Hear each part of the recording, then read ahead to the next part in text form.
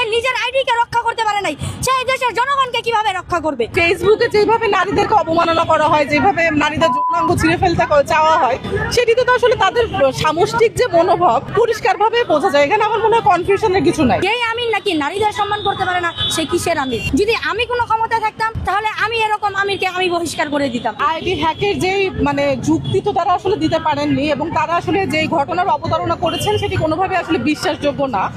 এবং কথা হচ্ছে, একটা দলের সবারই বরগুনার ঘটনার পর জানেন ডাকসুকে বলেছে বেশ্যাখানা।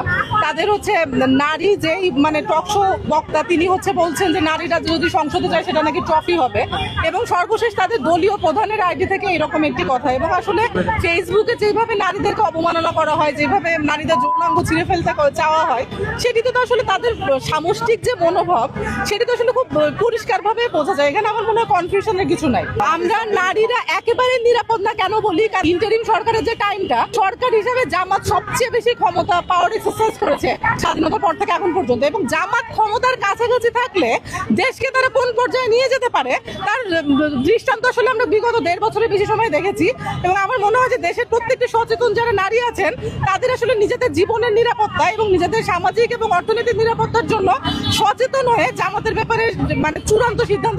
প্রতিবাদটা আমাদের হলো, এটা মূলত হচ্ছে গিয়ে সেই সকল নারী বিদেশির ওপর যারা নাকি নারীদেরকে সম্মান করতে পারে না, যারা মেয়েদেরকে দমিয়ে রাখার চেষ্টা করে, মেয়েদেরকে তারা দাসী হিসেবে ঘরের মধ্যে বন্দি করে রাখতে চায়, তাদের বিরুদ্ধে। বিশেষ করে এই প্রতিবাদটা ছিল জামাতের সেই আমিরের বিরুদ্ধে, যেই আমির নাকি কর্মসংস্থান নারীদেরকে পতিতার সাথে তুলনা করে সেই নারীদেরকে পতিতা এবং বেশ্যা বলে সম্বোধন করেছে। জামাতের আমিরের এরকম মন্তব্যের পর আমার তো মনে হয় না এটা কোনো রাজনৈতিক দলের আমিরের মন্তব্য হতে পারে।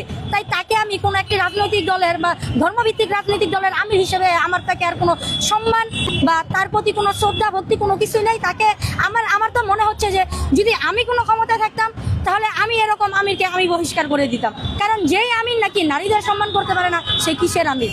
সে কিসের রাজনৈতিক দলের নেতা? সে কিভাবে একটি দেশকে নারীবিহীনভাবে এগিয়ে নিয়ে যাবে? আমাদের বড় বড় যে মহিষী রয়েছেন তারা সকলেই কিন্তু নারী ছিলেন। এই বাংলার মাটিতে প্রীতিলতা সেনের জন্ম, এই বাংলার মাটিতে বেগম রোকেয়ার জন্ম, এই বাংলার মাটিতে সুফিয়া কামালের জন্ম। তারা তাদের কর্মের মাধ্যমে, কৃতিত্বের মাধ্যমে এই বাংলাদেশের গৌরবকে নিয়ে গেছেন উচ্চতর অনন্ত এক সিংহের মধ্যে।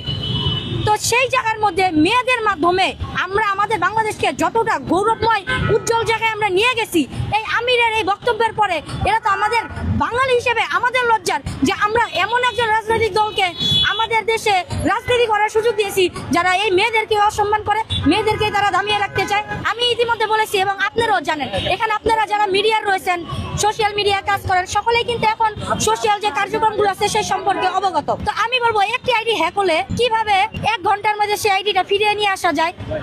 আর যদি আইডি হ্যাক হয়েও থাকে ওনার, তাহলে ওনার তো আরো সোশ্যাল মিডিয়া ছিল, সে সেখানে কেন সাথে সাথে বক্তব্য প্রদান করেন নাই? সে কেন এর ব্যাখ্যা দেয় নাই? 1 ঘন্টা পরে সে কেন বলে যে আমার আইডি হ্যাক হয়ে গেছে? একটা আইডি হ্যাক হলে 24 ঘন্টা লাগে সময় সে আইডিটা ফিরিয়ে নিয়ে আসতে।